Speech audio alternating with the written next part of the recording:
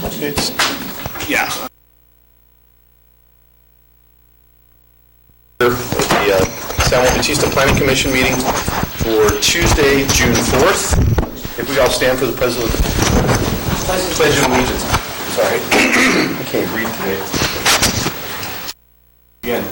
I pledge allegiance to the flag of the United States of America and to the republic for which it stands, one nation, under God, indivisible, with liberty and justice for all. All right, mic up. Can we have a roll call? Yes, Scott Frail. Here. Louis Sanchez. Here. Shirley Brewer. Here. David Medeiros. Here. Alonda Salgado. Present. We have a quorum. Thank you. Pen. Mr. Kennedy, any informal project reviews? No, sir. I have no informal project reviews tonight. Awesome. Good. Public comment. We do have a public comment on items. Sorry, I'm sorry. I skipped that. Public comment on items that are not on the agenda. Jolene Cozio.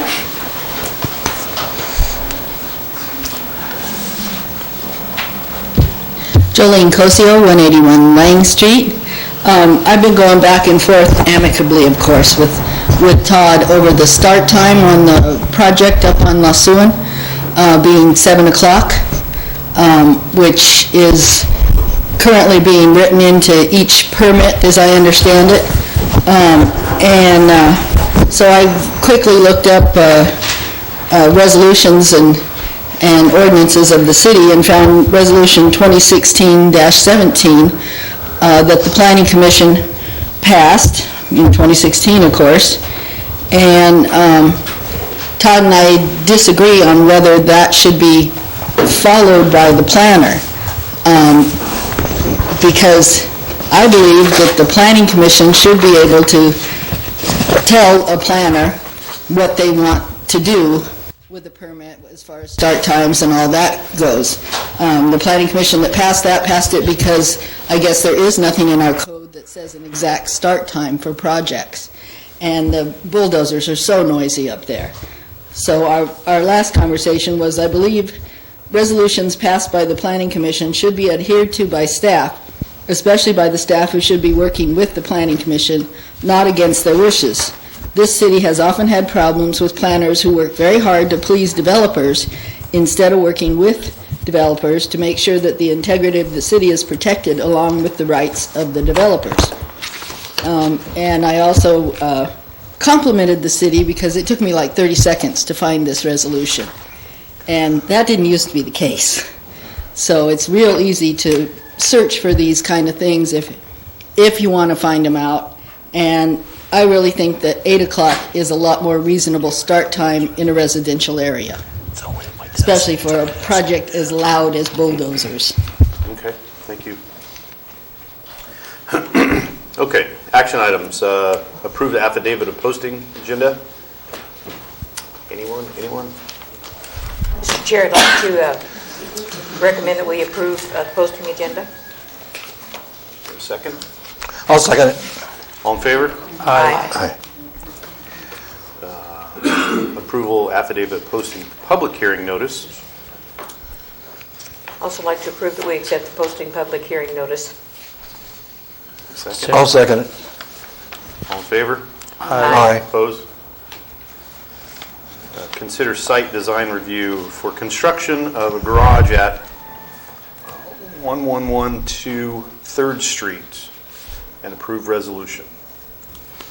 Okay, thank you, Mr. Friels, Mr. Chair, members of the commission and staff. Good evening. Todd Kennedy, city staff here to discuss this case. The project you have before you is a proposed accessory building to be used as a garage based on the application and information that staff received. 880 square feet to be exact, to be located on a property zone medium density residential. Currently on site there is an existing residence, and anyway, this proposed garage is to be used for parking based on the information that we received.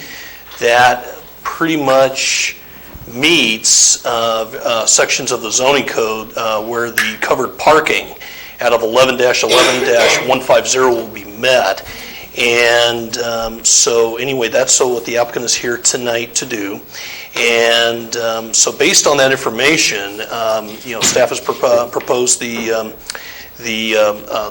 of course, the staff report and the resolution, and of course the images and all that for your review.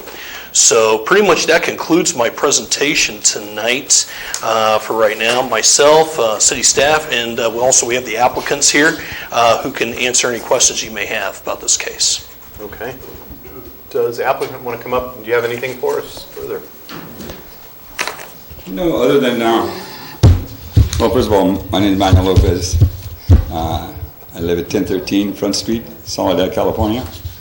And no, there's nothing really to add. We just added a garage to an existing dwelling. Okay. Let's go public comments on this, and then we'll, sir, we might bring you back up. Any public comment on this one, Trish? Yes. Oh, yes, I guess we do. Good evening, members of the Planning Commission. My name is David Perry.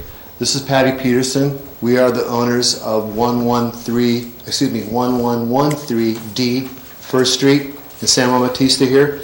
And we are here tonight to address the proposed garage construction at 11112 3rd Street. And we did not receive any correspondence or notices at all in our post office box about this project. I canvassed our immediate neighborhood this weekend and talked to 5 additional homeowners, which encompass the north, south, east, and west around and adjacent directly to this property. Only one person received a notice, which I took a picture of on my phone. The 5 of us others did not receive anything.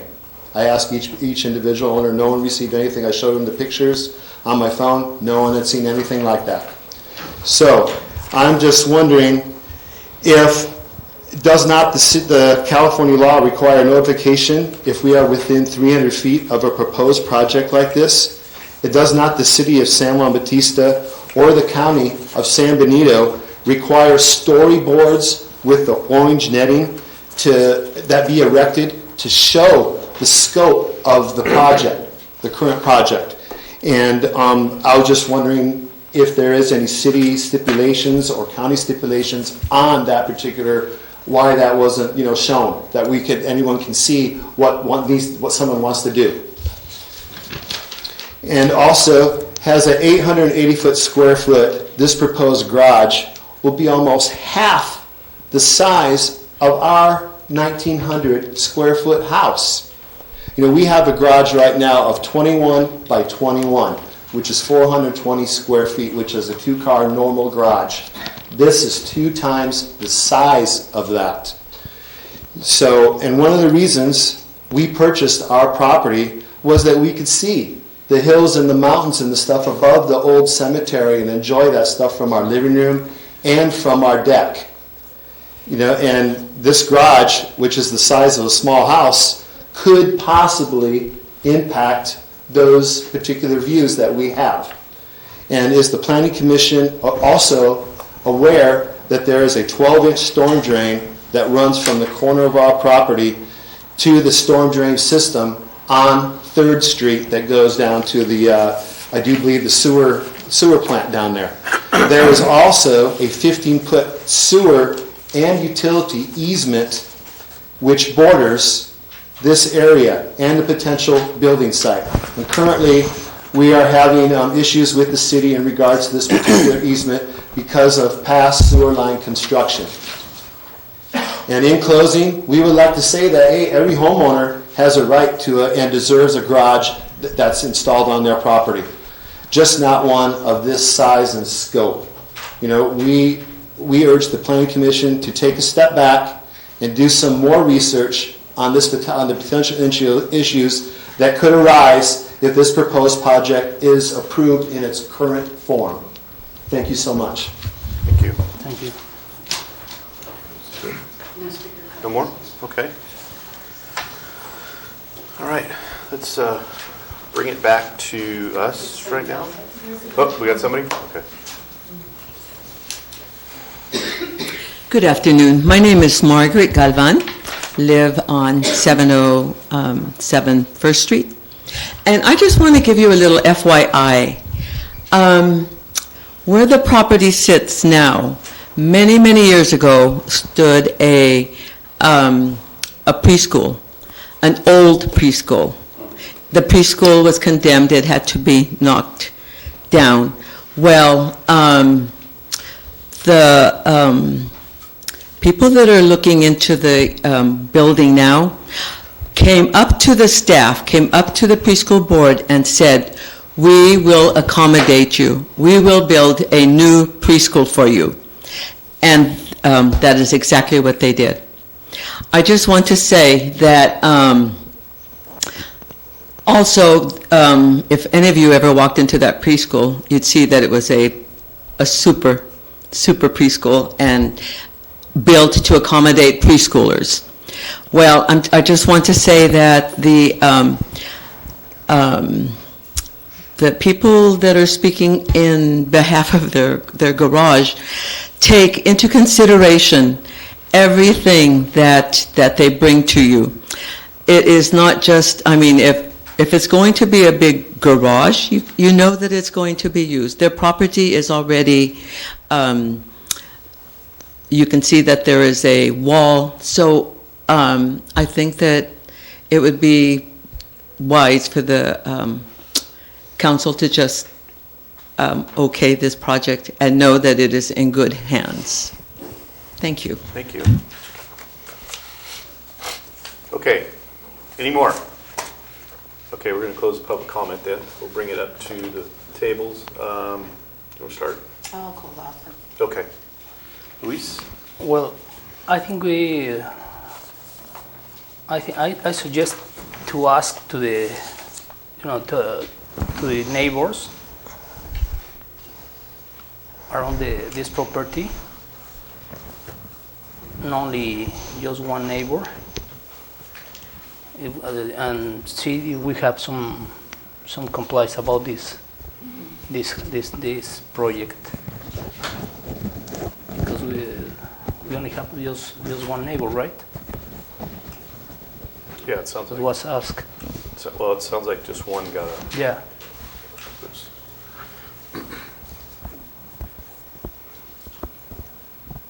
That's my suggestion.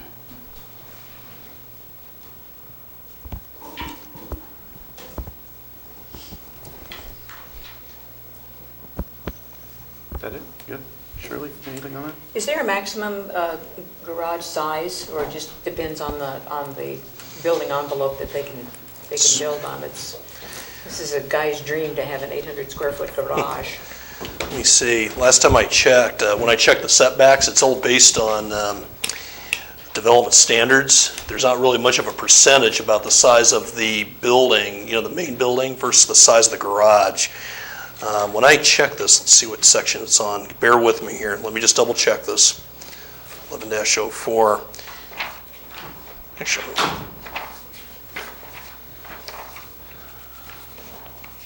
let's see. Oh, wait. A little too far. Accessory structures. The applicant is wondering if he can step up and respond. Oh, yeah. Go ahead. Yeah, go ahead, Emmanuel. We're going to be moving to that house where I want to put the garage. My current garage is 2,000 square feet. Okay.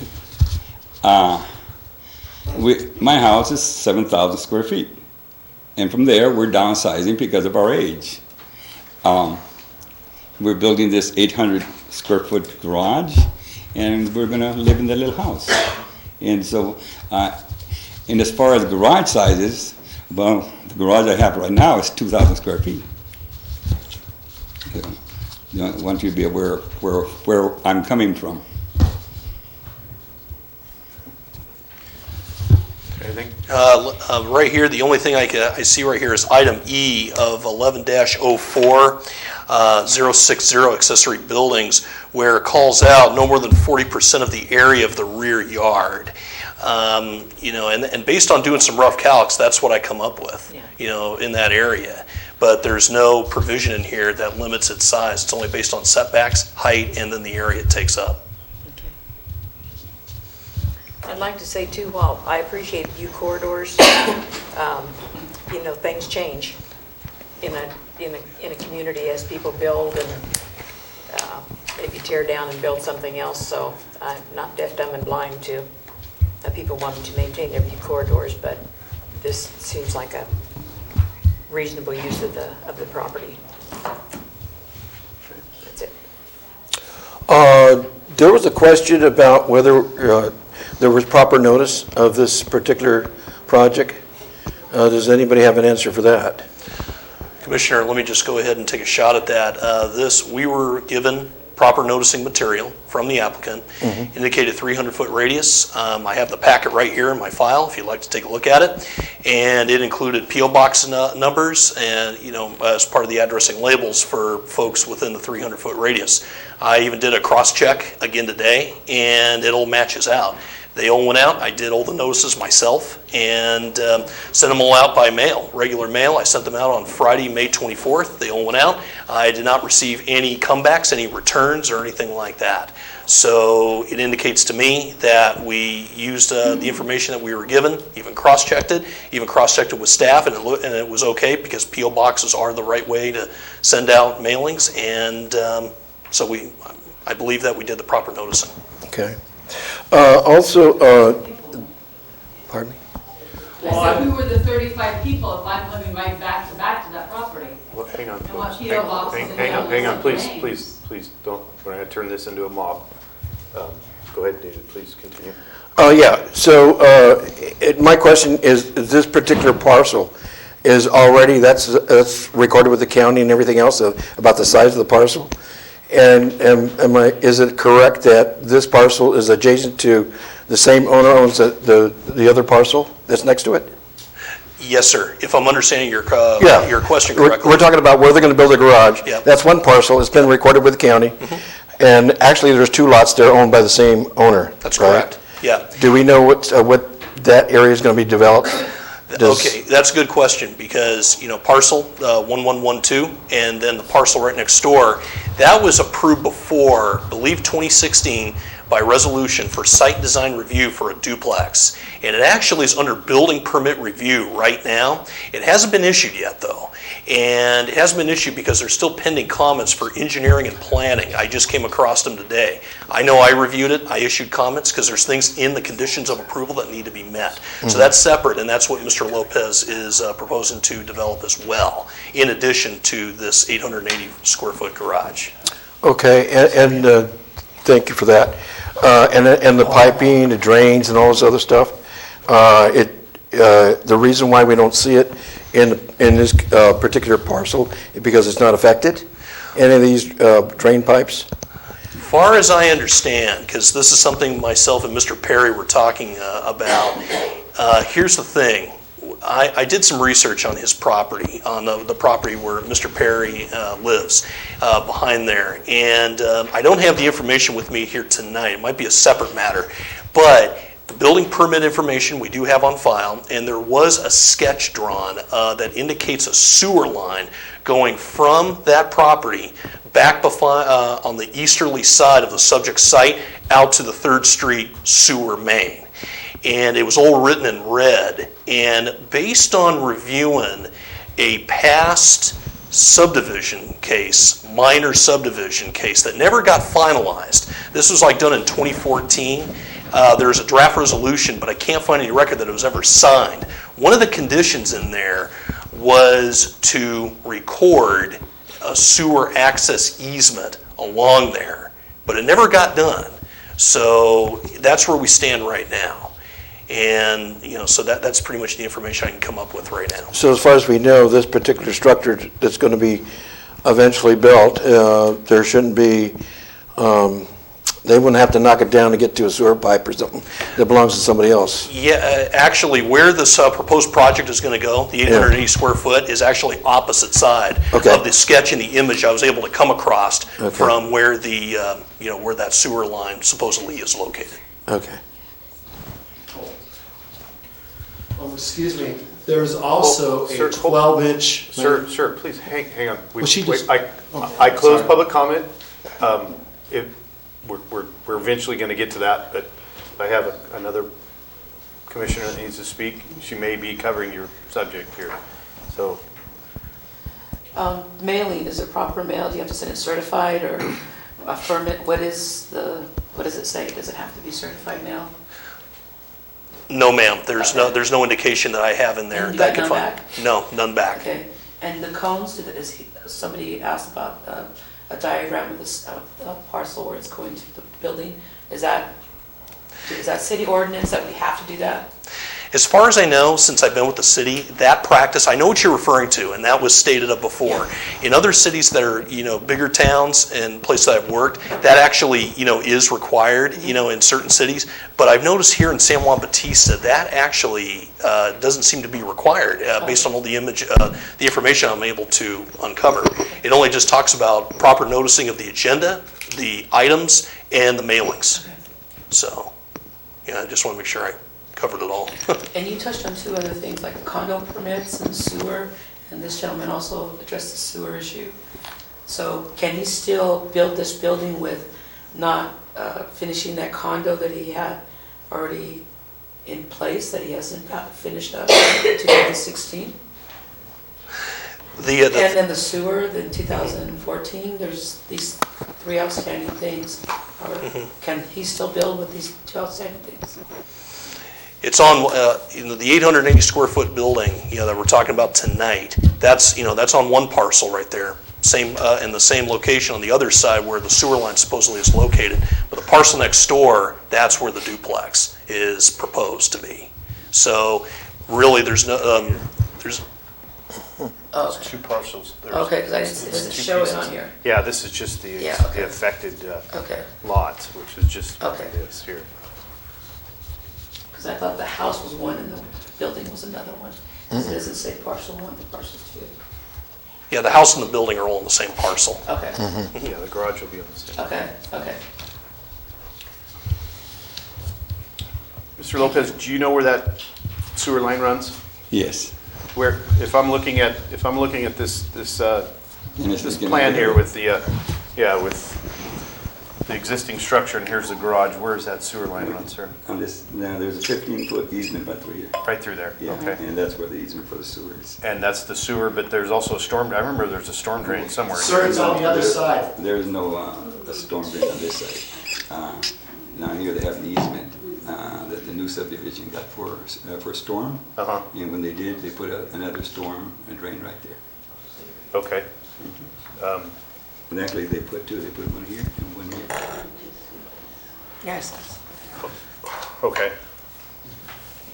I guess the part that's confusing me is, thank you, sir, appreciate it. Part that's That easement was recorded, that sewer easement for them. It was recorded. Well, So that's the problem. It was recorded? Yes, they have a recorded easement for the sewer, for nothing else but the sewer. Do you have this? Have you Yeah. I have not, so far based on my digging, I can't seem to find any record. It's in the title report. Okay. Yeah, Did we ever get a title report, Manuel? No, they should have it in theirs, not mine, because they're the ones that have that easement. So they have a recorded easement on that side for their sewer. Okay, thank you. Well, I'll get back. Thank Any you, sir. questions that, I know the property backwards and forward, so anything you want to ask, be welcome. I'm welcome. Thank you. All right, we've got a little confusion where this sewer line is. No, it's not, based on what I'm able to find. You look like you wanted to say something at one point in time. Me? No, Mr. Tweez. Oh, I'm sorry. Mr. Chairman, members of the commission, my name is Ed Tweez. I'm the interim city manager. I was asking the planner, is it correct that the sewer line, whether it's in an easement or not, is not under the proposed garage? And he says it is correct that it's not under the proposed garage. Yeah, so that's what, so if there was an easement there wouldn't be anything permanent on that easement, right? That's what we want to make sure, so that in the future, if there needs to be some access to that, there will be available access. That's what I was worried about. And the storm drains are not anywhere near this building that would alleviate, to let us have access to those storm drains? From what I'm able to tell, that is correct. No, ma'am. In fact, what's there right now is a playground from the former preschool that was on site, as one of our members of the audience did speak. So it's just basically going to be replaced with a garage. That's all I got. Okay, now, is he correct where I'm pretty sure he's correct, but the sewer line is to the right of the existing structure? Exactly where I should. Okay. Okay, so we're not worried about that then. Okay. That's in an easement and it's fine, it's accessible. Okay. But the concerns are the view shed and the noticing. You said 35 people were noticed? Altogether, I did a recount. It's actually, sorry, I kind of made a mistake between this one and another noticing that I made. I actually counted about 48 parcels. All within 300 feet. All within 300 feet. I mean, It's jammed in there, isn't it? Okay. Anything else, Luis? Nope. Nope. So we're talking a garage. What's the height at the peak? The peak will be about 12 feet. 12 feet? Yes. Standard, okay. Okay. We don't have anything else. So you got for us on this one? Pretty much. Garage, huh? What's your pleasure, folks?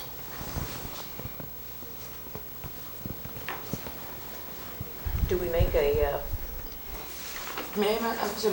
Lopez, where sorry, my voice, where the playground is that where you're going to build it? Yes, right by So the... is there a garage back there already or something? No, there's a little shed. Okay, so that wall, how tall is that wall right now, sir?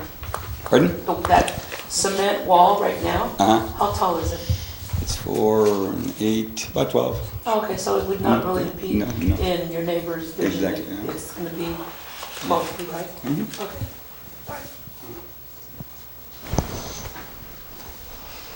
And if I could just say something before we move on real quick, that there is a condo project going in across the street from this house, and pretty sure they're going to be 2-story condos across the street. I'm just addressing the view from. That's correct. That view is going to be taken away here real soon. Well, if they ever. It's actually, sorry. Go ahead, I'm sorry. I was going to say, it's actually not, let me make sure it's clear, not across the street, but just the parcel right next door. The sharp triangular parcel. No, I'm sorry. The Hillside Vistas, I'm sorry. The name's Yeah. changed a couple of times, I keep forgetting which one it is. Yeah, the Hillside. Those are going to be 2-story condominiums? Right now, we're still anticipating the revised drawings of Hillside Vistas, and it's anticipated that they want to up their density instead of single-family homes to do more multifamily. Okay. So it's anticipated they're probably going to be taller, like about a good 2-story. But that's just a guesstimate without looking at any images. Okay. All right. What do we got? Mr. Chair, I'd like to propose that we accept Resolution 219-13, a resolution of the Planning Commission of the City of San Juan Bautista approving a site and design review for the construction of one 880-square-foot detached accessory building located at 1112 3rd Street, San Juan Bautista, California, APN 002-260-047. I second that. A second. All in favor? Aye. Opposed? Passes.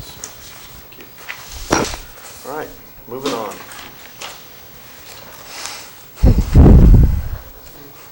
Oh boy. Here we go. Thank you. You're welcome. Thank you, sir. Consider amending the zoning code to address cannabis.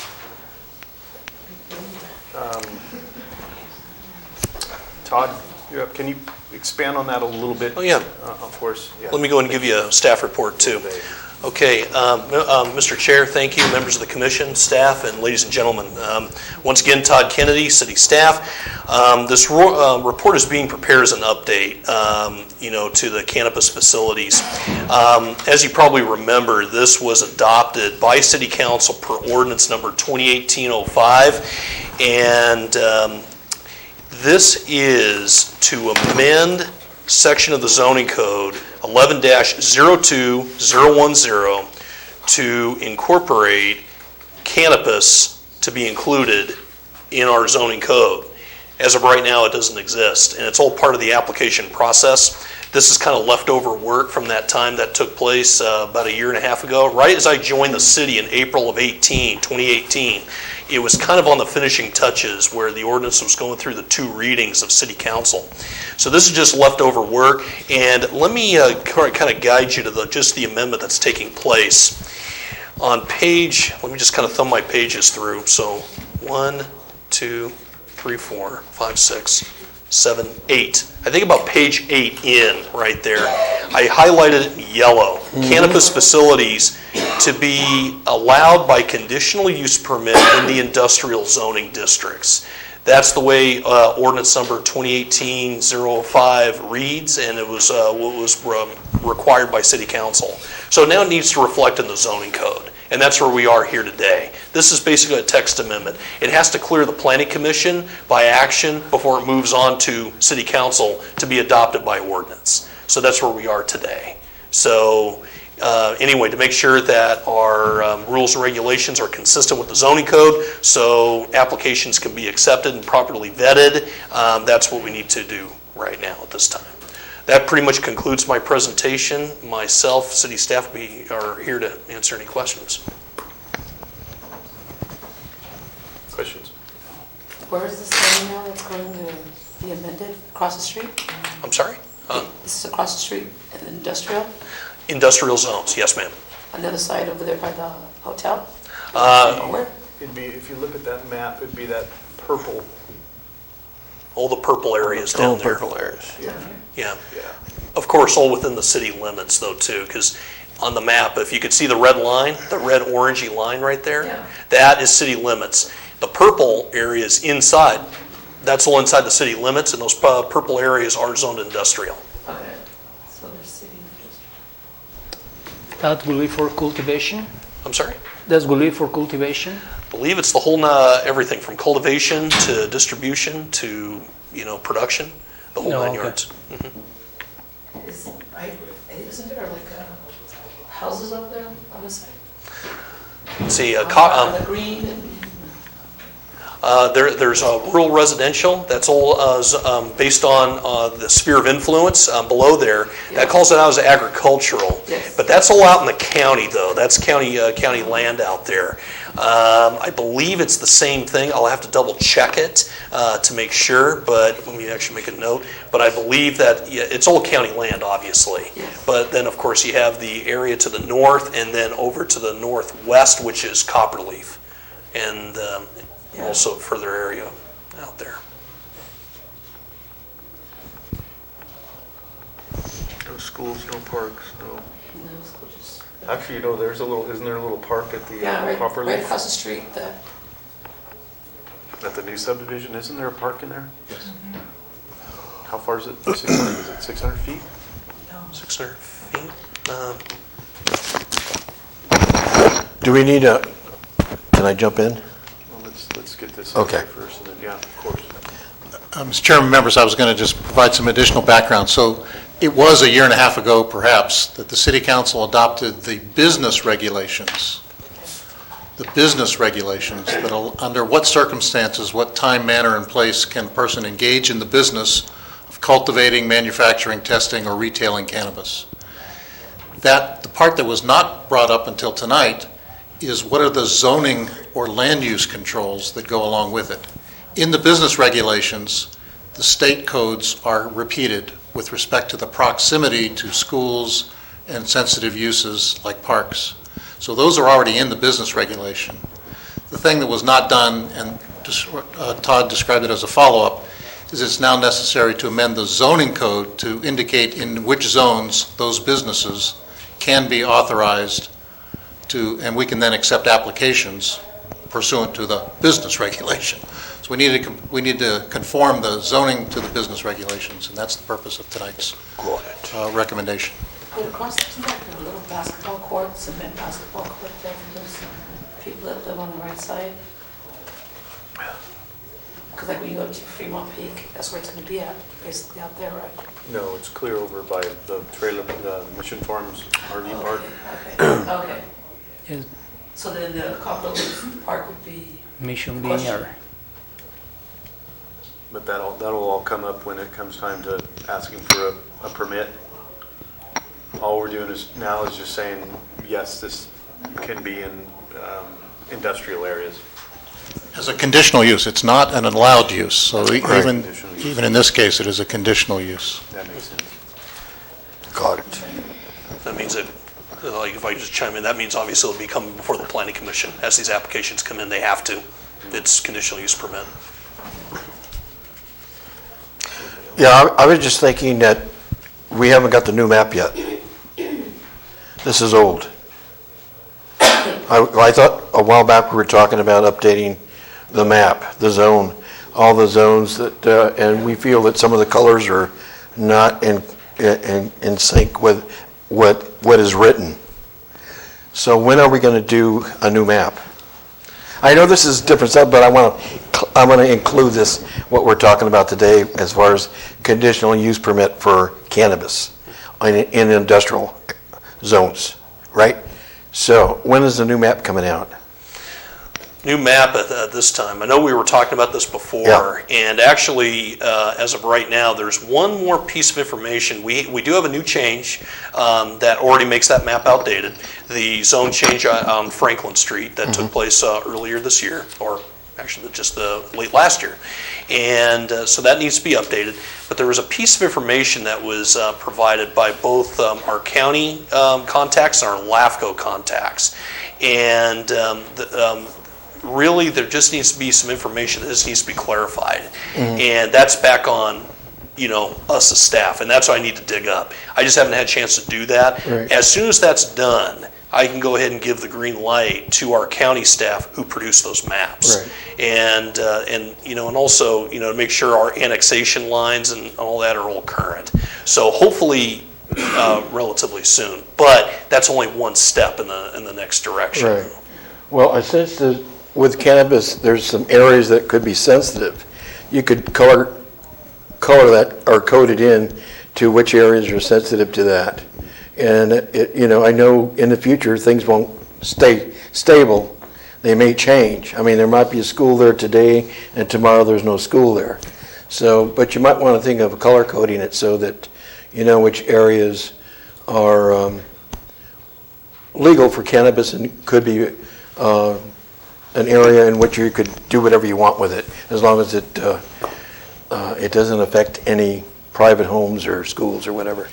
At the time the council considered the business regulations, they did have a map that showed that what are so-called exclusion zones required by state law that were overlaid on the city's Good. general plan Yeah. and zoning. So not every portion of a purple or industrial property can be used for cannabis, only those that are outside the areas that are near what are called sensitive land uses. And you make an excellent point Yeah. that those change from time to time. Right. So they're not part of the permanent general But you plan. can have an overlay and you can have a leaflet that says, this is where we're at today. So if an application comes in for the cultivation, manufacturing, testing, or retailing of cannabis, we will check first to see whether they are proposing to do so in the proper zone and whether they have met the requirements of the business regulations, which establish the proximity to the sensitive uses. Right. Sounds cool. Yeah. Anything? Just to confirm, sorry, stand up real quick. Todd, if you could, the only industrial we have currently is here, right here. That's correct, sir. Yes. And we lost some of this industrial to the land swap with the well. Actually, sir, if I go, Yeah. sir, if I. Just for Todd and the chairman, it would be important if maybe you pick up the microphone from somebody nearby because we need to record your comments. Swap microphones. Okay, Mr. Chair, to answer your question, the well swap was between this parcel right here, zone public facility, and this parcel over here. This is now our well, well number 6, and this well was sold, that used to belong to the city, was sold to a private property owner. So this is the swap, basically. So the zone here did not change. The zone still remains. Okay. Okay, just checking to make sure. So does Coke Farms own a piece of this somewhere? He actually owns the entire thing. Here, I'll just speak into the mic. He actually owns the entire thing right here, but it was subdivided last year this month. We were here, divided into a minor subdivision. 4 lots with 1 remainder, 4 lots all the way across with 1 remaining zone, right, or remaining parcel right here in this area.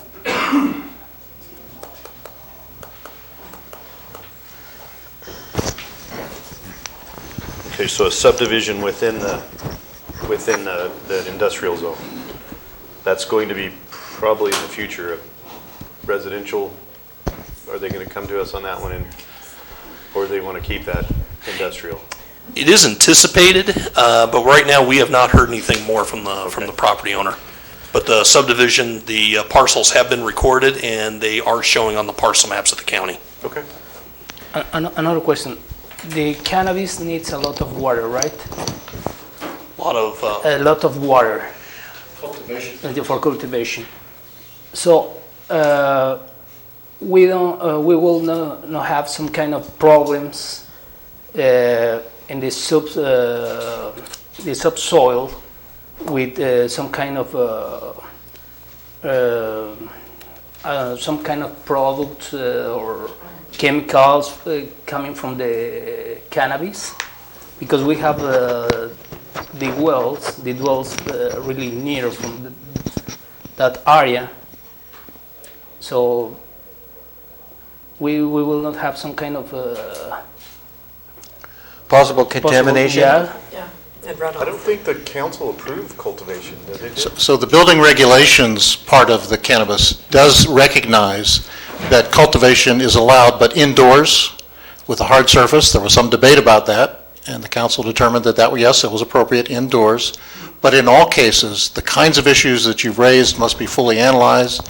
The city must be able to identify a source of water that's available, and the proponent must identify how waste will be discharged in a safe and healthy manner. Oh, okay. So it is a very extensive regulation in the building, in the Indoor. business regulation side of things. Okay. Yeah, well, right now, we're just giving, speaker cards on this? Anybody want to speak? Okay. Yeah, right now, we're just basically saying that all cannabis activities will be in industrial area, which is right there on the far end of town. Now, it doesn't have, we don't have a There's no action, right? there's no action. on this. Actually, We discussed it, now Yeah, what? it's We actually- reviewed it? It's actually an action item, and Uh-oh. but it was determined, I don't know if there was any need for resolution, I think, based on our discussion, I think, internally. Mr. Chairman and members, the zoning code, of course, is established by ordinance adopted by the city council, but under state law, they can't adopt a zoning ordinance until they have a recommendation one way or the other from the planning commission. How you want to make that recommendation, by motion or resolution, is up to you, but there needs to be some official action by the planning commission before the council can take action. Okay, so we don't need to do the full-blown, but can we do I think a motion recommending would be appropriate, given the absence of a resolution. okay. Yeah, that we reviewed, and we agree with whatever changes you made to our regulations or our code, and that we recommend that the city council approve it based on our recommendation, and may put it to a vote, I guess. Have a second on that? Second. Okay, all in favor? Aye. Aye. Aye. Opposed? Okay. Yeah. That was painless. I thought that was going to, be perfectly honest, I thought that was going to be We need the taxes. a lot of here. Okay. Can I ask Mr. Tweed's a question about that? Because I live in close proximity to that area. Was it okay that I voted on that, or no, or would I need to abstain from that? Well, let me think aloud here. Under the conflict of interest regulations, there's a bright line. If you own property or live within 500 feet of a project, you are deemed to have a conflict. If it's beyond 500 feet, then you must conduct an analysis to determine whether or not the project might have a positive or negative effect on the value of your holdings.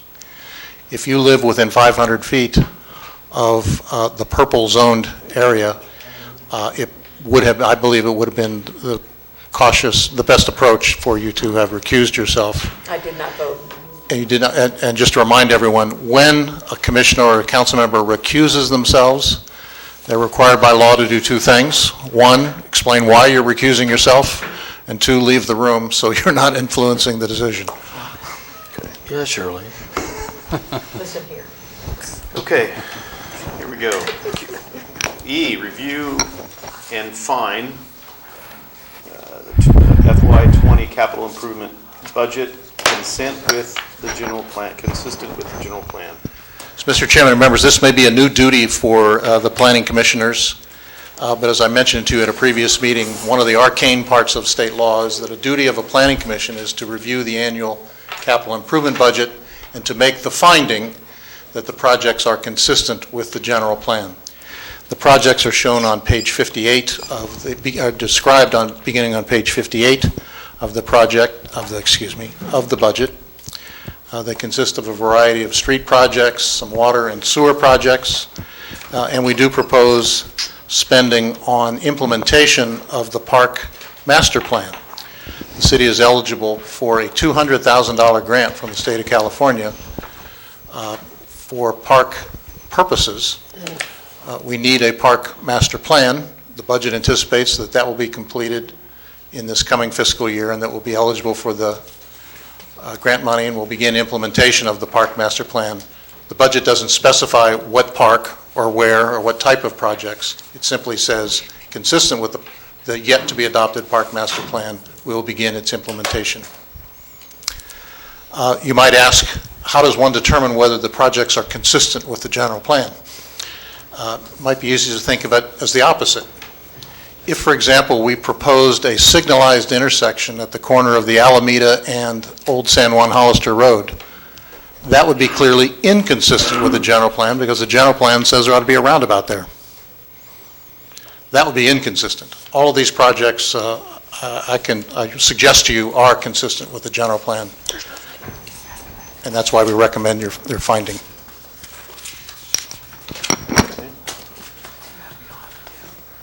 Louise, questions? No. Shirley? No. No.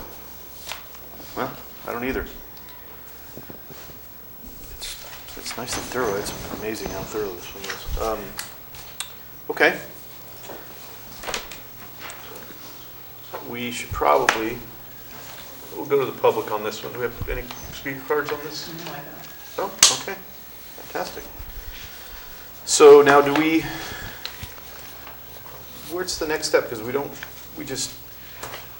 Again, we discussed, we reviewed, discussed, say and okie dokie or? and I didn't see any plan of action here. So in the absence of a proposed resolution, then I think it would be appropriate to adopt a motion finding that the Planning Commission finds the proposed capital improvement program is consistent with the general plan. If that motion is adopted, then we'll so inform the City Council when they take the budget up on June the 18th. Okay. You want to tackle that one? Boy. Yolanda? Oh, I make a motion to Yeah, go ahead and make a motion, Yolanda. pass this. Okay. Sorry. You want to make a motion, I thought I heard Yolanda say that she wanted to make a motion based on reviewing and discussing for the year 2020, or capital improvement budget consistent, we find it to be consistent with the general plan. And make a motion that we recommend to City Council to go forward with this. I second. Okay. All in favor? Aye. Okay. Aye. That moved along. Okay. Very good. We have a public hearing item coming up, and David and I have to recuse ourselves because we live within the 500 feet of the proposed subdivision. Louise, you're on. So David and I have to step out, so. Okay. Tag, you're in. Are you guys coming back? I don't know. Depending on how much yelling we hear.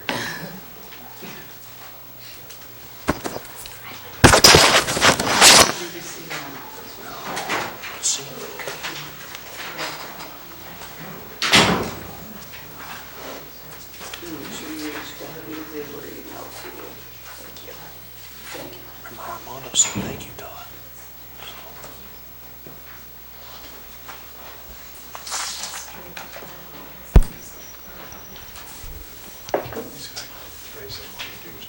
Sure, okay.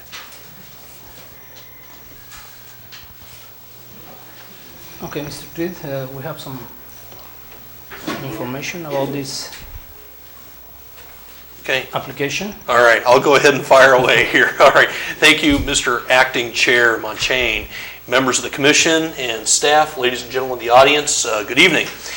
My name is Todd Kennedy, city staff here to discuss this. The case you have before you is a proposed minor lot subdivision or a parcel map for less than 5 parcels. 4 parcels with 1 remainder. The applicants are Rosa and Eddie Loaiza. They are located at the address that we have on file at 957 First Street. It's directly across the street from the Rancho Vista subdivision. And they wish to go ahead and divide this parcel into 4 lots that are, would be still zoned low density, single family, residential. And there's no development proposed at this time. It's really just taking the existing parcel and dividing into 4. And keeping the remainder parcel, because it is a big parcel, up to a little over 16 acres in size. But just a small amount of that is going to be where the development's going to take place. They meet all the standards in terms of lot size and widths of the zoning standards. This parcel map was sent to our engineering staff for review. Comments were issued. Those comments were sent to the applicants. Applicants have strived to meet those requirements, including an updated title report and information needed on the parcel map before this thing moves forward. So they've strived to meet those, and we've sent those new revisions back to our engineering staff, and they are under review at this time. So, but as required by city code out of the Buildings and Subdivisions Ordinance, this does have to go before Planning Commission before this thing can be recorded. So that's where we are here today, but a key reason of why this is before you is right-of-way would be dedicated, if I'm using the right word, for the roundabout that borders up against First Street right there, as we've talked about before in the past. So this is a key ingredient for the roundabout to move forward. So that's why we're here before you tonight to basically recommend approval on this. That's why we're here today. Sorry, I kind of lost my train of thought, but I better just go ahead and just wrap it up by saying that concludes my presentation, myself or city staff, and also we have the applicants here who can answer any questions you may have tonight. Okay, thank you, Mr. Kennedy. I have some comments? Public. You want to do the public first, Okay. and then we can, or hear from the applicants? Okay, I have Al Rivero. Al Rivera. We have Al Rivera.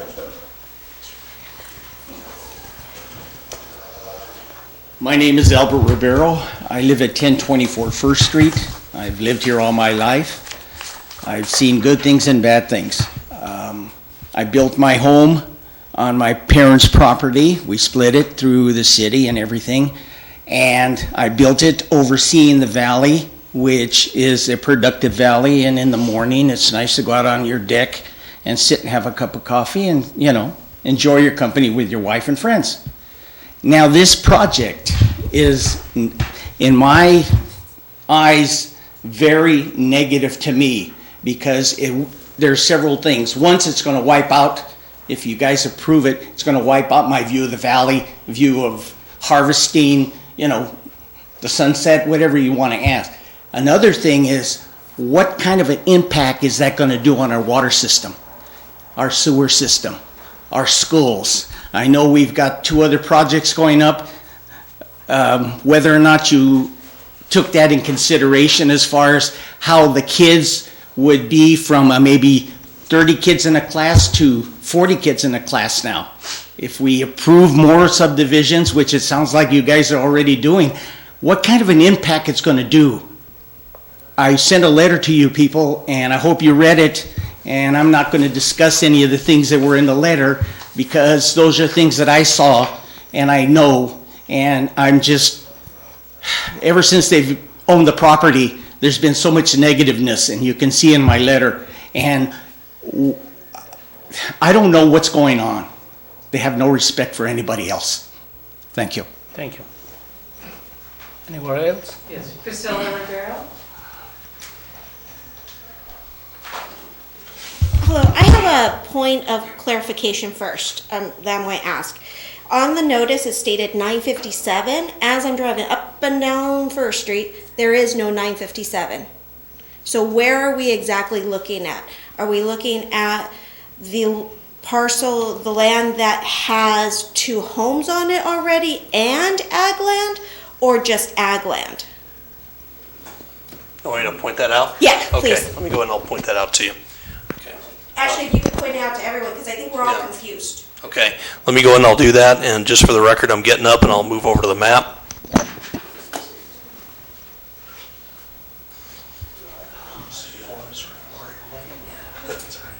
All right, thanks. Okay, to answer your question, let's see, testing.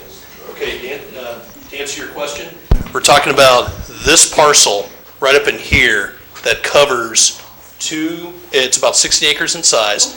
The yellow is near the front. It's basically one parcel. That's First Street right there, right? This is First Street, right in here. And the parcel roughly is in this area, follows this pattern. You know, see, those are your dark lines right there. Right. And it's right in here, this home kind of near the back. These are 2 separate parcels over here. It's one parcel and it has 2 zoning districts on it. Yellow with the low density. So the agenda packet has the same material, and if anybody in the public wants to see that. Yeah, it's low density residential and agricultural right here. So that's R1 already? This is R1, yes. Okay. Yeah, low density residential, yes. Now, was that the parcel, excuse me, was that the piece that was annexed the last year or the year before with, because it was part of some? Copperfield, Huh? because it was part of Copperfield. Or Rancho Vista, maybe.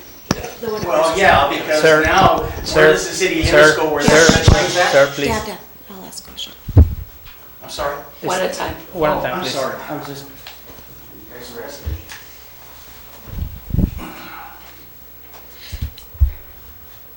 So is that clarified? The property in question is in the city limits. It is general planned and zoned for single-family use. It's in agricultural use. Part of That's it correct. is That's correct. R1, which is one family parcels. Yeah, Yes, Okay, and then the other part is ag. over here, yes. So the recommendation today is to turn the ag into industrial, residential. No, it's No? not. Okay. No, it's So- not. The recommendation is just take this one parcel and just put some lines right in this area roughly, right in here, So divide that into 4. into 4 parcels, yes. Okay, thank you. Sorry, that was my point of clarification, because we didn't have an address. So the address that's listed on the agenda is not visible anywhere on the street Okay. as we were looking for where we were talking about. perfect. So Thank can I you. start my time? Thank you. 'Cause- okay, well, no, it hasn't You are started done. yet. Thank you very much. Okay, thank you. My name is Priscilla Ribeiro. I live in San Juan Bautista. Due to my job, I will not provide my physical address on camera. If you'd like to hear it, please turn off the camera and then I'll provide it. Yeah, Okay, please. thank you. So the concern that I have is, I'm not going to hit the emotional part because we've done that before when we were talking about Copperfield and we were talking about other location, the other building sites. My concern is that you guys are talking about having 4 more properties that are single residence homes that are going to influence and affect our infrastructure that already is shit. Excuse my language. And the reason why I say that is because I'm looking around, I don't see anyone drinking any county water or city water. We all have bottled water. We're already talking about adding more houses that have already been approved right underneath the sewer system. And the reason why that maybe it wasn't mentioned before for the public, the reason why they want to do duplexes instead of single is because we're being sanctioned, or we were sanctioned by the governor. Let me rephrase that, I'm sorry. There was concerns from the higher ups in California that we did not have enough low-income housing for this area, especially given all the homes that have come into the area. So the concern that I have is we're again thinking about growth without really thinking about it. We're just being reactive. If we're looking at property tax, and that's the reason why we want to do it, because we're bringing money in, it's not bringing money in. Half of the homes, if not 75% of the homes that we thought were going to bring money in, haven't. They haven't even sold yet. And most of those people, I'm not sure if everyone's aware of this, but most of the people who are living in those new developments are not sending their kids to San Juan School, which means money is not going to the school. Now, my father, Al, mentioned about how schools are now at 35. For over 50 years, San Juan School, and I can say this because he went there, I went there, David went there, because David's my cousin. We all had classes anywhere from 25 to 28, and I graduated 20 years ago. Given what's going on now, we have kids being pulled out of school and homeschooled, and again, not going to the school because the schools are so overrun. We need to be smart about how we grow, and we have not been in the past. We've been shitty about it. We've been just looking, we've been not doing well at making sure that we are being productive on how we are growing. All we want to do is bring money in. Granted, we're a tourist town. Thank you. But we haven't been doing that. Okay, thank you. We have another public comments? Yes, Jolene Cosio.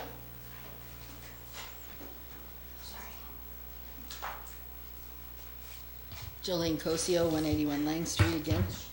I am happy to see the roundabout included in the approval. As you know, the best time for concessions is when projects are approved. It's really hard to do them at a later date. So you want to do anything that you can at the time when a project is approved, if it is approved. I have concerns also about the property, and I guess you'd say the property owners. I was on Planning Commission when they came to the council, the Planning Commission, and asked to put in I believe it was an 8-foot tall fence. Well, we had to have a lot of discussions about our 3-foot ordinance, as well as the fact that the planner at the time, who was a consultant, he was hired by the city as a consultant, and he was presenting it as a fence. Well, it was a wall. It was clearly a wall built out of, blocks. And he was trying to convince the Planning Commission that it was a fence, A, and that B, it was okay that it wasn't only 3 foot tall, because she needed to keep her grandchildren in the yard and keep bad people out. So they were looking for a very private place. I believe they have a landscape business. Word was they were trying to hide equipment back there or do something. So it is an issue that needs to be watched. I'm not sure where the property line is, even after studying the maps online and looking at it just now in the book.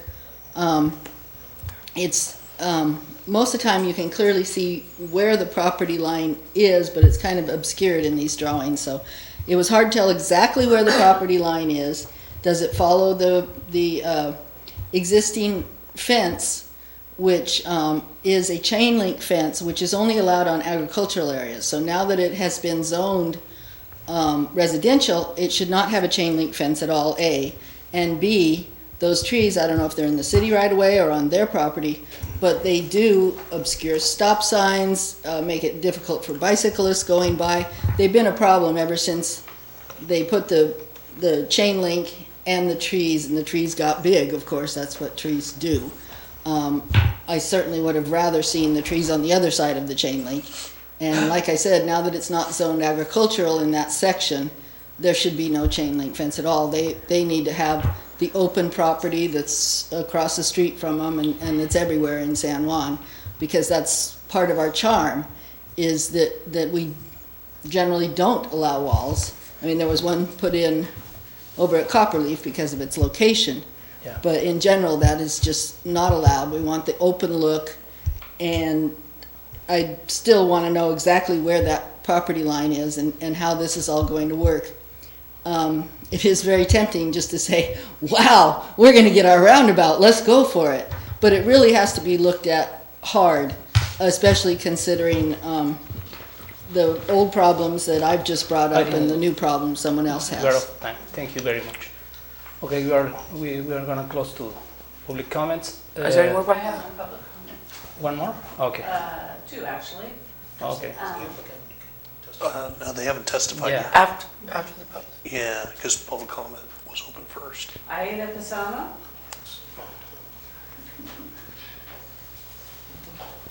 Good evening. My name is Ida Pisano. I live at 1 Awani Street in San Juan Bautista.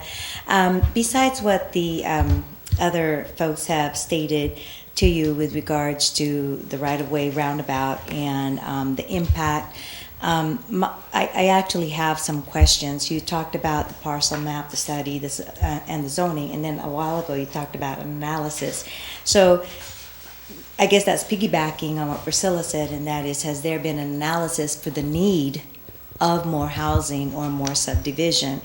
And if there is, has that been presented to the city? Because as she stated, you know, these homes at Meritage and at Copperleaf are not actually selling.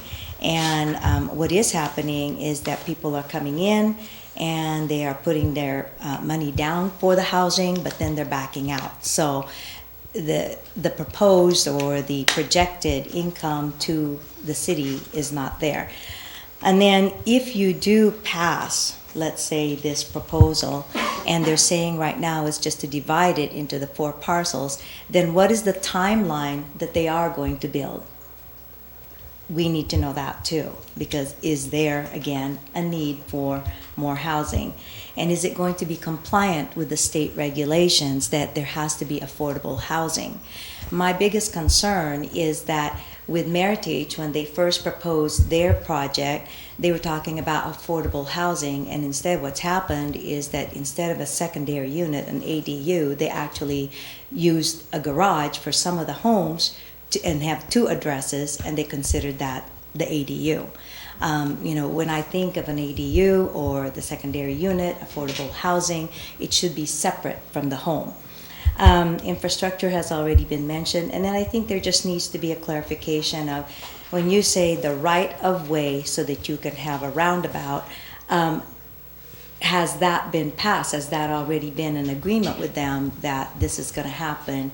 If you pass it, then they get the right of way, because again, that's a promise I thought that Meritage had when they proposed their project or their development here in San Juan, is that they were going to do a roundabout. And I know that a few meetings back we even talked about, well, is it going to be a roundabout, or how are we going to slow people down? And we talked about speed bumps, we talked about roundabout, we talked about a bridge, we talked about a lot of things. So instead of talking about it, there really does have to be more of a focus on the town, the aesthetics that she was talking about, the concept, and you know, you are planning, so let's really look at the overall picture and not base it on the promises that were made. And then, to me, it's bait and switch what Meritage has done. Thank you. Marta Gorick.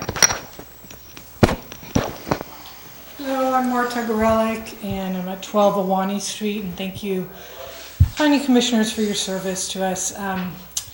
It's basically what she just said. It sounds to me like we're being forced to approve a subdivision to get the roundabout that Meritage is supposed to have done from the very beginning. If that's not what's really happening, if you could all explain that and explain what Meritage was promising to do and didn't do, or never promised. I don't know if that could be clarified. That would be really helpful. Thank you. Thank you. Okay, probably. No. Okay, we are close to comments. Mr. Chair, Yeah. I was outside making a call. I apologize, and I missed Todd's presentation. Did we have the presentation from the applicant? No. I think it'd be appropriate to hear from the applicant, then the comments, because I'm sure that the applicant will address many of the concerns. There has been quite a bit of confusion and requests for clarification, which I'd be happy to provide at the right time, but I think you want to hear from the applicant at some point. Hi. I'm Jeff Lawrence. I'm with L&S Engineering, and I'm here with Eddie and Rosa Lareza, who are the applicants. So we already talked about where the subject property is. It is approximately 16 acres. 9 acres are zoned agricultural, and they'll stay agricultural, 9 of the 16, and about 7 are low-density residential, which is part of where the new subdivision is proposed. So it's a 4-lot minor subdivision with 4 lots fronting First Street, and those 4 lots total about 3/4 of an acre of the 7 acres. All the lots are approximately 60 feet wide, which is in general conformance with all the other lots in the neighborhood, across the street, down the street. They're all about the same width and size. As mentioned, the tentative map does include a right-of-way dedication parcel for the roundabout. I'm not aware of the Meritage, how it all came about, but the Larezas have a dedication of their property for the roundabout on this tentative map. And then the rest of the land is just one remainder parcel. So there's no site improvements with this tentative map. There's no structures proposed. Any future structures would be property owner who bought the lot would bring a building plan in front of you for approval. There's no improvements proposed, not like Meritage where they do the subdivision and build the houses. This is strictly lot sales, so there's no improvements whatsoever. There is a sewer main extension that will be necessary in the street to tie into the existing sewer main. It goes in the same basic location as the roundabout, so we're planning to coordinate that sewer with the roundabout construction. So that's about it. If you have any questions, we're here happy to answer any questions you might have. We request that you approve the minor subdivision for the 4-lot minor subdivision. Okay. Well, one of the concerns was about the utilities. We have enough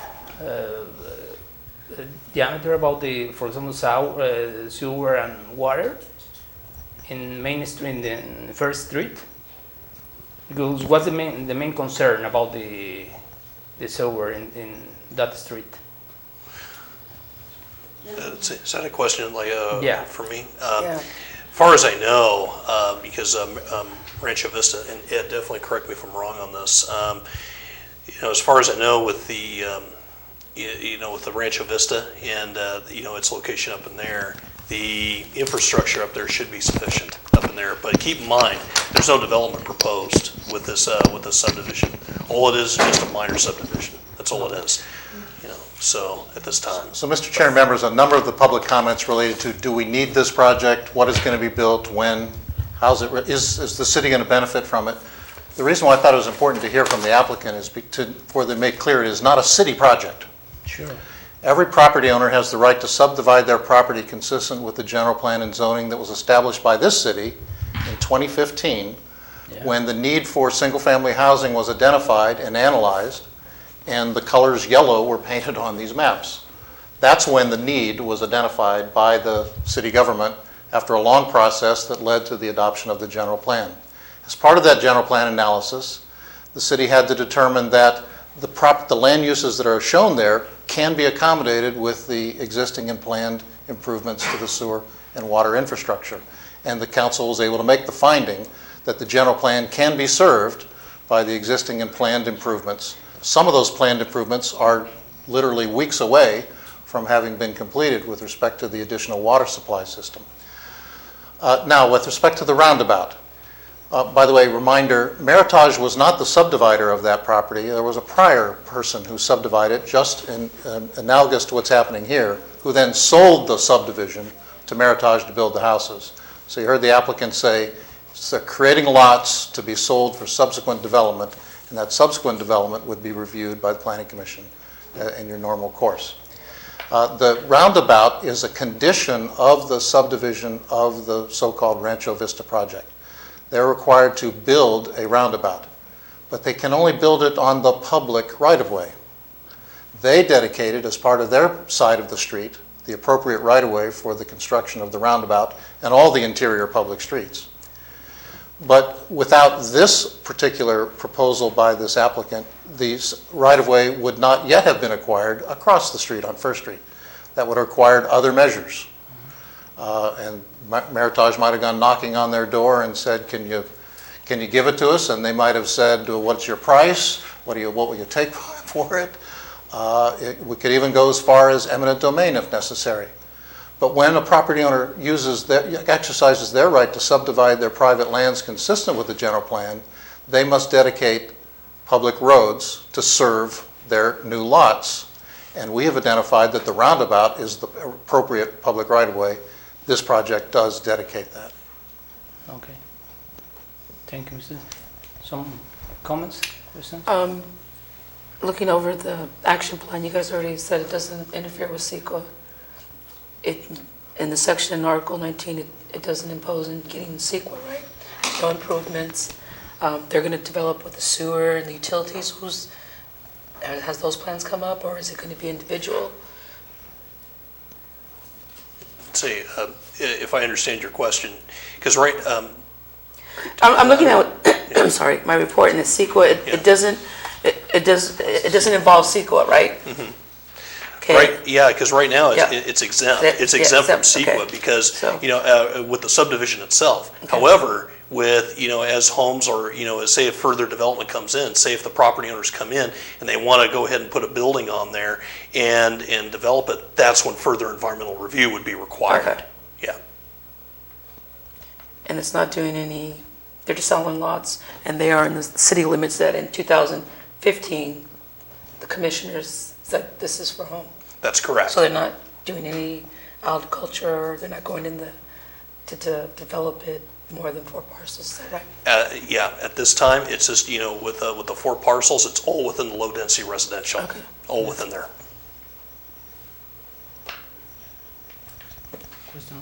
Well, that letter that we had from a couple of folks that are here, I feel bad for things that came prior to between the parties, but that's not something that I think is something that we can do anything about, at this point. My question is the other inquiry we had about the 16-foot right-of-way into the subdivision, and the neighbors, Ochoa, I believe are concerned that the Loaises are going to use that 16-foot non-exclusive easement onto the property for their ag business, and the breakdown of that particular a 16-foot easement, and I think they want to have the city do an exclusive easement for the benefit of the Ochoas. But I'm wondering how the Loaises get to the agricultural part of the remainder parcel. How are they going to do that? Because the roundabout, which I support wholeheartedly, having that roundabout, I think we pretty much determined that. And that's a part and parcel of the determination today, is how do they get, because they can't use the roundabout to do that if there's big trucks going in there, which we're trying to have, we don't want people to do that. And for traffic flow and safety is one of the reasons that we're doing the roundabout now. And if we approve this, then we will have the approval of both Meritage and the Loaiza property to do that. So I'm wondering how they're going to get in and out if they don't use that 16-foot easement that the Ochoas have. Should they answer that question, how they're going? Yeah, go ahead. That's a question for the applicant. So there's still a lot of frontage along, these 4 lots are only on the right side of the property. There's still a lot of frontage to the ag land for the remainder of the property. The driveway that's there today is really their property, and the neighbor has a right to use the driveway, but they could, and I'm not an attorney, they could do whatever they want with that driveway. They could pave it, they could widen it. I mean, there's no stipulations on, when I read the easement, of what they can do or can't do in the easement, because it's not an exclusive easement. So, but as far as the property access, there's access on both sides of the proposed subdivision that they could get to the remainder of their property. Would it be to the west of the roundabout? Yes. Easement to get to the, or to the access to get the ingress and egress to get to the agricultural portion? Yes, and once the roundabout is built, it could be there as well, because there's a spur to go towards their property in the roundabout. I guess we're saying, is it going to be used for ag, for them to go through there? I don't know how ag operates. If they're going to use the trucks for the ag, is that what you're saying, Shirley? That roundabout, the concern that I think my fellow commissioner is saying is that going to be used for ag to go down that? I do not know. Yeah. Further down the parcel, there is you know, entries to the property that is being used for agricultural purposes. And I think, you know, maybe the lack of knowledge of how all of this, how the parcel is, and may have promote some of the questions. And I really feel saddened by the feelings of some of the members that have talked here, you know, because they really do not know. I wish from now on that you come and we have a cup of coffee and we get to know each other. Then you can, concepts about us and so on can be formulated before you get to know the people. It just saddens me. It makes me very sad. We are good people. We care about the city. We care about our surroundings too, to be nice, proper and clean. I see that as a good thing. And we are not here to hurt anybody. We're here to cooperate with, the officials and be a neighborly, friendly person, habitant of this community. So I think if we need to enter with equipment to the bottom part of our lot, we can do it. As far as the easement is concerned, it's our easement. We have always paid our taxes. We have always used it, and we've been using it. We just recently put gravel on it so that it wouldn't be muddy and bad on their, whomever, them or us, on the road. So I believe that if you own something, it can just not be taken from you because you don't feel like the owner should have it. So it's, it's just things that, they need to be explained, talked about it, or resolved in some friendly, coherent way. We can have, maybe a conversation should be having with the neighbors, but not hard feelings. We love our neighbors and we wish that they feel the same. Thank you. Thank you. There's been a little bit of talk about expanding that to a 20-foot, and it looks to me from the parcel map that we have is that it's too close to the Ochoa property, and it would cut into the building setbacks on the new proposed subdivision. So is there plans at any point to try to expand that to a 20-foot easement that you know of? No, there's no. So the existing easement is 16 foot, and we put basically the first lot line on the easement line, and then there's a 5 foot setback, but that's it on lot 1. For your building envelope? Right. Yeah. Yeah. Okay. But no expansion of the 16 foot wide easement. Okay, that's all I have. Okay. So,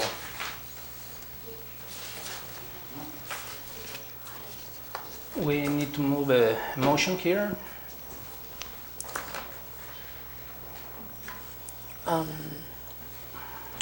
Is there a resolution on it? Can't find it. We need to move a motion here. Resolution, is there? Resolution? Yeah, there is a resolution, Chad, in your packet. Yeah. Okay. Okay, I resolve the resolution 2019 of Planning Commission of City of San Juan Bautista approving the parcel map at 957 First Street, APN 002-230-001. Second. All in favor? Aye. Aye. Aye. Okay, pass.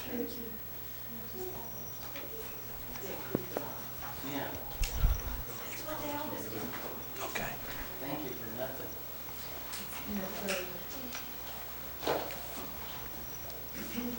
I think it's God like this.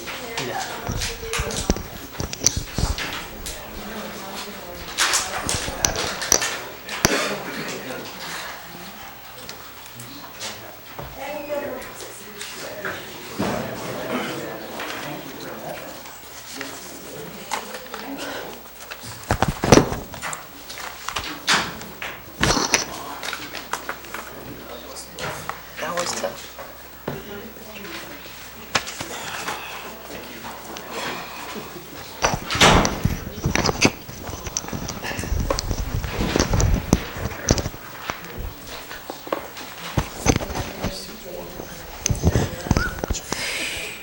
Really warm. Yeah. Okay. So we're down to discussion items? 6A, okay.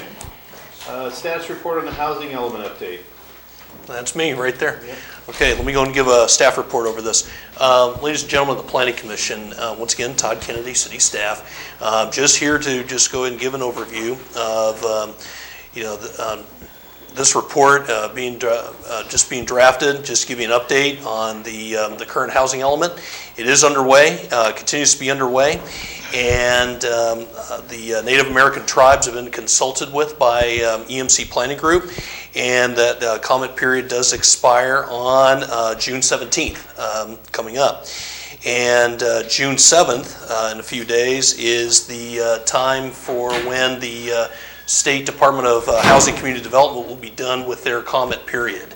I understand comments were already given out by the state to EMC, and EMC responded to those and sent those back to the state to see if we're on the right track. All it is a progress report, not a not an official adoption or anything like that.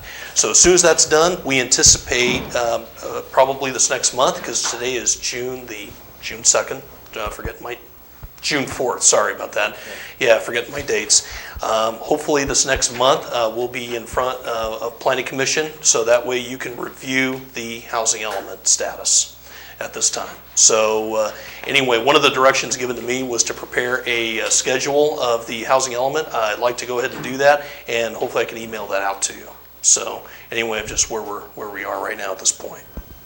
So that concludes just my overview of this presentation, and no action necessary. It's just an update for you, in addition to the next item, which is report from planner. Any questions about that, folks? No? No. Thank you. We have a public, oh, okay. Caravan.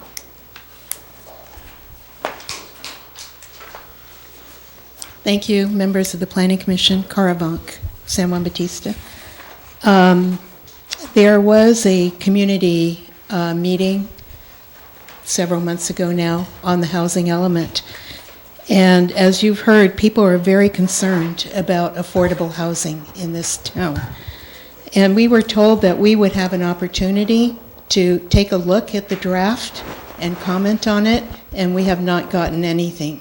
So, and personally, I would really like to take a look at it to see what was submitted to the state, to see if it comports with, you know, some of the concerns that we have, and to be able to provide some input. I understand it's going to come before you, but it kind of seems like then it'll be a done deal, you know. We won't have an opportunity to really provide some input. Thank you. Thank you.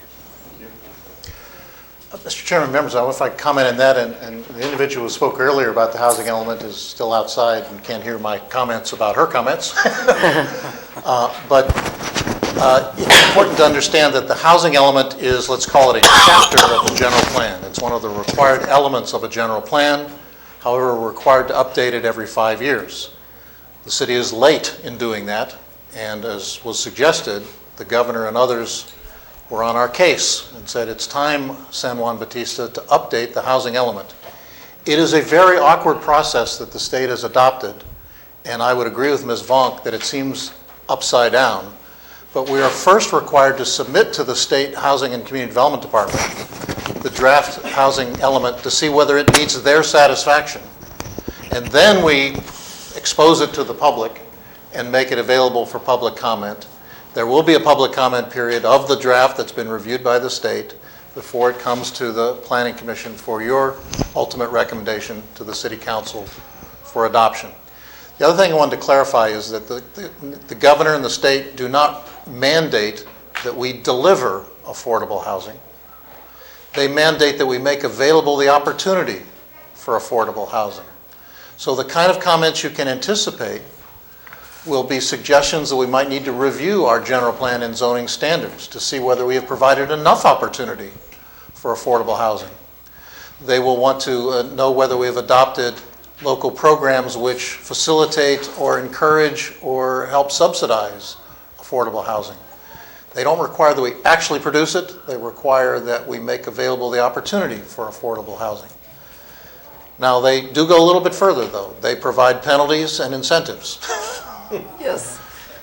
But they can't mandate that any particular corner of the town be developed for affordable housing.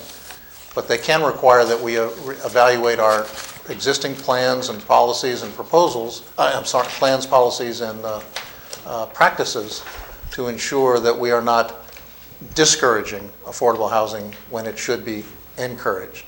All of that will be identified in the draft housing element that will be exposed to the public and made available for comment before you have the chance to see it. Okay. Okay. I would love to see the definition of affordable housing.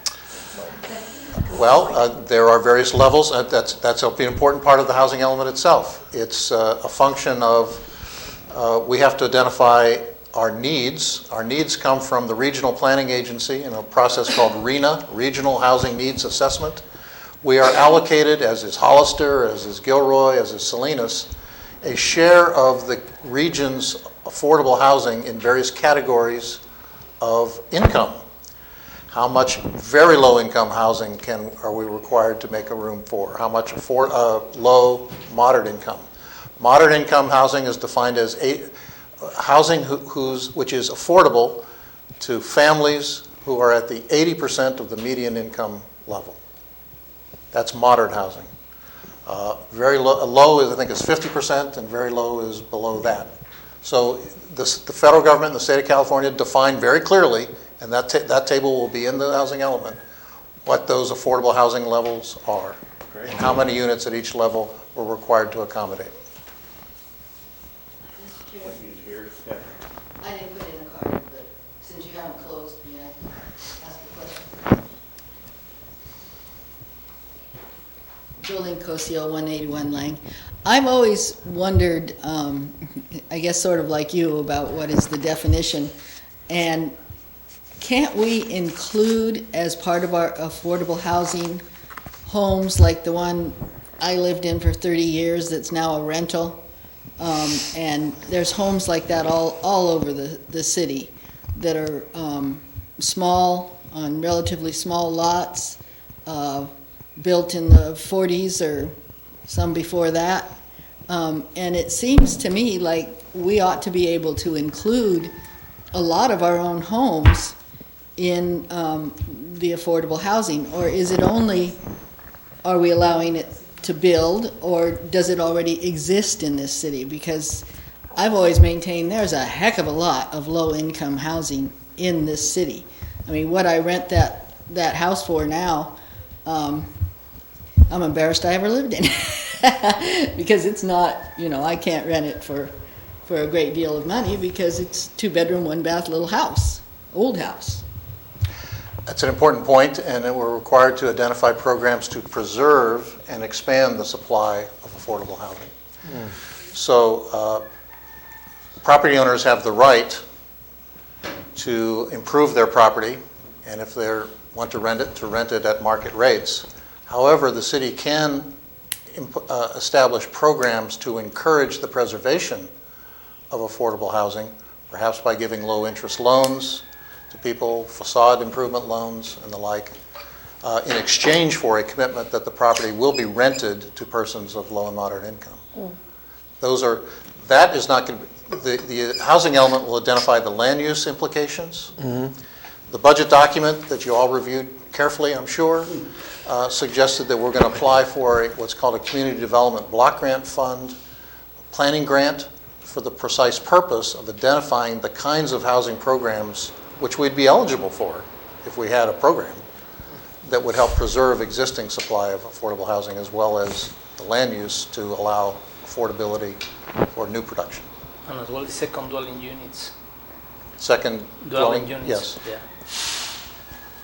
Okay, that sounds good.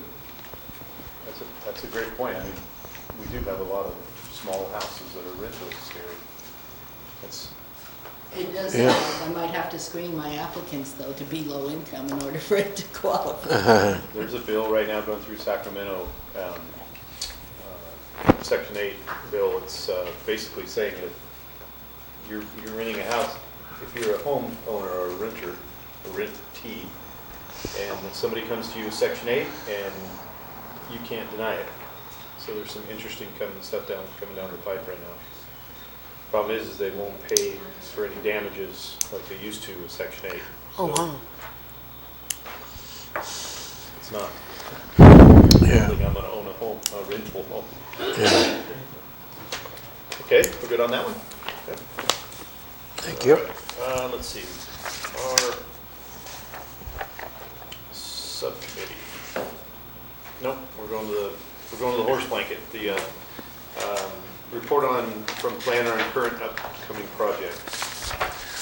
Thank you, Mr. Chair.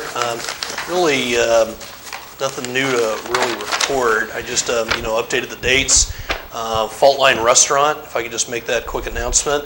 The permits have been issued, and as far as I know, they're under construction to rebuild that accessory building. So the permits have already been issued. It's already underway. Let's see, I don't think there's anything more. I did follow up with an email with the folks at the brewery, the big red building over here on Alameda or 3rd Street. I have not heard back. And so I'd like to follow up and talk to them again. So anyway, because we have been anticipating new revised plans and applications to be turned in. So. Also, Commissioners, if I may, I'd like to just bring to your attention as an FYI of a project that was just approved administratively to a property here in town for a minor historic alteration that met the city design guidelines.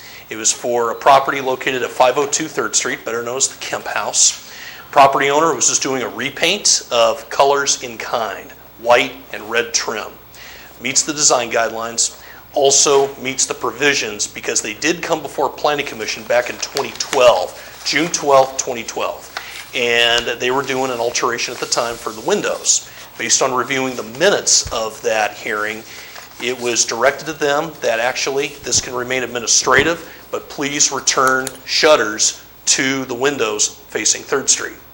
That is part of their project. However, they have chose not to do that at this time because right now they still have to ascertain the windows. But the paint job is to basically paint the house as with the white color, the white with the red trim around the windows to make it blend. After reviewing that internally, we believe it met the design guidelines, and we already issued them a letter of approval. So just an FYI for you, just to keep you informed. That's all I have. Those firemen. Any questions on that? That's it on this particular subject? What Well, about- I have, go ahead, did you have something? What about the shutters on the, Here's the thing about the shutters. The property owner did purchase shutters before, and they were plastic. They were made of plastic, but even though with a green color. The historic inventory statement that we have on file calls out wood shutters. After reviewing the Secretary of the Interior standards and the design guidelines, even talking with the State Historic Preservation Officer, one of them, plastic does not suffice. Even though it may look like it, it does not suffice. So we told the applicant that, but we did condition them that shutters in the future, if you wish to do that, they need to be wood, and they need to be painted the proper green color as indicated. So they do have that clearance to go ahead and do so. I have another question on the Midnight Express. Yes. When do they plan on starting? I know that they are lining up trucks on 2 different portions of the parcel that they own. But when are they actually going to start construction on the 5,000 square foot building that they have asked permission to reduce the overall size of the first phase? That's a good question. Right now, we're not sure. And also, there's actually a violation that we came across placed on them by the State Department of Fish and Wildlife. They made some alterations to the creek, evidently, that they were not supposed to. And we didn't, it sounds like the applicant, I don't know this for a fact, but we didn't receive any response from them. We actually came across it when I was just doing some due diligence, and I came across from the Fish and Wildlife that because I asked them a question about the creek, and they sure enough said, actually, we have a violation on that, and I did not know that. So I emailed that right over to the applicants, that they need to correct that, and they need to get together with Fish and Wildlife before they move forward. So that's where things stand right now. Will they have to do a reapplication at this point to start construction on the 5,000 square foot? In terms of the reapplication, they do have a building permit already in file for that already, and but from what I understand, it sounds like there's still pending engineering requirements that need to be met, engineering and/or building. It says temporary use expires on 6/14, and the reapplication is required to continue. Reapplication. Is that on the building? Reapplication for the temporary use. Got it. Thank you. Did they turn in their, did they re-app for it? So it says here, reapplication is required to continue. Have they turned that in yet? No, sir, they have not turned that in, and it expires on the 14th. Yeah. Okay. Copperleaf. I know it's on record somewhere, but it was discussed in a planning commission meeting that the street signs were going to be more akin to San Juan Bautista instead of being akin to Copperleaf industry. Yeah, at the time when the developers were here and we were putting the maps together and everything else, I had asked them personally, is that would you look into doing something like that? And they said they were going to do that. And I thought they were going to do. I left planning commission after a while, came back and find out that it didn't happen. They have signs up there that has to do with Copperleaf. And I'd rather have it, a sign that says Nyland Drive or Nyland Street or Avalos. Oh, the street names. Street names, yeah, I'm sorry. Oh, the names of the streets? Names of the streets, yeah. Okay. I think from what I understand, if I can go just take a shot at that, I believe there was talk about street names before, but I don't think it ever actually officially got adopted, from what I understand. Because I think that question came up before I looked into it, and I couldn't have any findings, or I couldn't find any findings. So we're stuck with what we got now? As far as I know, I think. That shouldn't be so. I mean, that property once belonged to Nyland, and,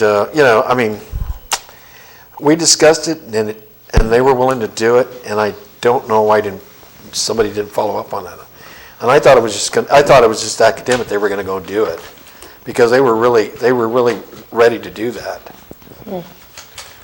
So, anyway, that's my question. So, Mr. Chair, members of the commission, we'll look into that and ask them. And the street names are proposed by the subdivider, approved by the city in accordance with some policies. But it seems to me, if I understand your recollection of the issue, this is an important reminder to the commission. When you deal with applicants, don't let it rest with, we think you ought to do this, will you do that? Mm-hmm. You need to impose it as part of the conditions of approval. That's the only thing we can enforce. I know. Not suggestions, not I think I'll consider. It just never got picked up into that phase. Well, so it's important for commissioners, if you have an issue you want in the conditions of approval, put it in the conditions of approval. Okay, got it. The other thing too, we're not going to track the water softener? Not going to track it? Yeah, as to where we stand as far as the status goes. I know that the city wants to put in a water softener. Well, in the budget and in the capital don't project, is we the have a water and commitment? sewer master plan, which I I think my words are, will for once and for all determine whether or not we should install the pelletized softening plant.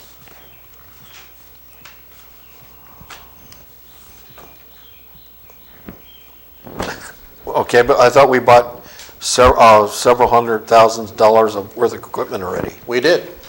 So are we going to sell that stuff if we don't do it? We're going to find out whether it can and should be introduced into the system. Okay. A lot of that fell on its face, the blending facility, when the San Felipe project went under, unfortunately. Yeah.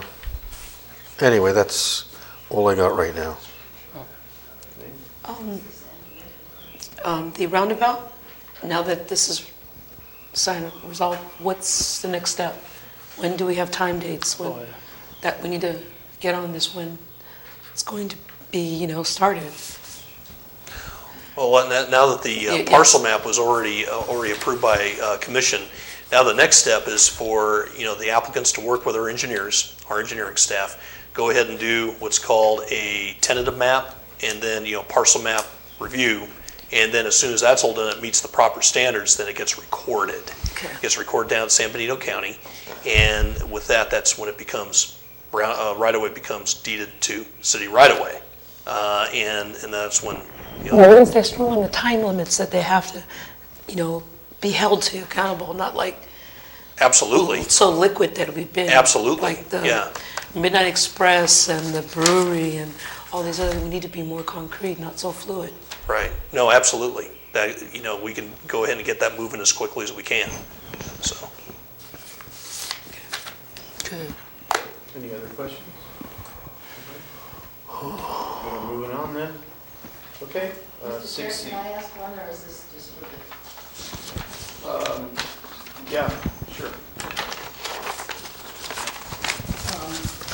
All this talk about conditions of approval and Copperleaf and Rancho Vista reminds me, who's watching the conditions of approval for these developments? I mean, I know they're very minimal on Copperleaf. Thank you, Mr. Hughes. Weren't we supposed to have raised crosswalks or speed tables throughout Rancho Vista? Raised crosswalks, yes. Speed tables, no. Okay, raised crosswalks are not the same as I mean, they sort of have the same effect, though, correct? One might come to that conclusion. My point was, Yes, the conditions of approval require raised sidewalks. They're not yet in. They know that. Okay. And it does not require speed tables. So Mid-block. it is being watched for Yes. both developments, even though, as your question was about Copperleaf, their conditions of approval are very minimal because the planning commission didn't get a chance to further review it. It was just the original I know. ones that were come up with. We didn't have a tracker then either. Anyway. So one of the ways in which we keep track and process these larger subdivisions, and let's face it, this is a unique experience for San Juan Bautista. It created community controversy, and they're large, and they require the staff to be engaged in different kinds of activities than we're normally used to. 4-lot subdivisions are in our wheelhouse. 85-lot subdivisions are a new assignment for the city. But before we can release the subdividers' bond, they have bonded for the construction of these public improvements, we have to accept them. So they have every incentive to make sure that they can meet our requirements so that we will release their performance bond. Well, that's good news. Yeah. That's news. Okay, we good? Moving on. 6C. You're up. Surely. Who wants to? Which one of you wants to? Well, I need to apologize because David No, and you I don't. David and I did meet, and then I got pneumonia, foolish me, and we had planned to meet with Ed and Todd to get their perspective on separating the Historic Resources Board and the Planning Commission, and because I was not physically able to do that, apologize, but it is something that David and I are going to do. You just drag my dead body over there if you need to, and we'll discuss it. So that we want to move this along. We don't want this to last forever and ever and ever. But I haven't talked with David about this, but I got a very concise report from Ms. Caravonc that mirrored my thoughts exactly, except you were much more succinct about it than I was in my thought process. So taking that into account and how much I agree with what you said, is that David and I will put that on the forefront of our burner and discuss, make a appointment to meet with Ed or whoever and Todd to try to move this process along, maybe a little bit faster, but David and I need to get together and talk about that. Yeah, we haven't done that yet with staff. We did sit down and we took in consideration what we discussed in the last meeting. We put that into the report and we bucked it back to each other, and we're reviewing that. But we want to submit that to staff and see where we're going to go with that before we go before the planning commission, city council. That being said, because we were put in this situation, unfortunately, we decided to postpone this until next meeting, and we didn't see if there was any urgency to get this done right away as far as that goes. We'd like to do it right. We'd like to make sure we included everything, but we want to go with staff after that and make sure that we've got everything all set up before we announce what we're going to do next in the next meeting when we come back with a report. Yeah. Not that we're going to city council, that we're going to do all the right things first, cover that with staff, and then bring it back to this meeting, and then we'll decide where we're going to go from there, based on what we decide from the next meeting. All right. That's it. Thank you. You're welcome. Thank you. Yeah. Any other comments on that? Okay. All right, we're to 7 during the comments. Planning Commission, still on the right here. Luis, you got any comments? No. Very short comments. Can you tell me about the amount that's allocated to Pet Friends in the budget? I know that we've done some animal control, but there was specifically stated about a portion of that's going to the Pet Friends for the spay and neuter of the feral cats. That was the subject. Last night, the City Council conducted a budget workshop, and folks from Pet Friends were there, and I was able to assure them that the total budget for animal control services is $7,000, which historically, I believe, half has gone to Pet Friends. Okay. Great. That's absolutely wonderful. Love the idea of a part-time deputy city manager. That sounds like a real plus for us to help oversee what's happening at the staff level. And also love the xeriscape at the front of City Hall to save money and water and everything. Plus Thank you, so far it's just gonna make. Well, they're not going to have any lawn. They're going to take out all the lawn and anything that requires a lot of water, and like an Arizona, that's in my mind, an Arizona type thing. I don't like that. Sorry about that. I love lawns. Well, yeah, we all do, but you know, that's basically what they're budgeting for, and I like that. Drought went away. But it'll be there. 200% above snowpack. I know it's good, but I do like that look myself. For some of us who've been here forever, it Yeah. always comes back. Absolutely. Yeah, just one comment. As far as, I know we approved the project that's on 1112, on 3rd Street.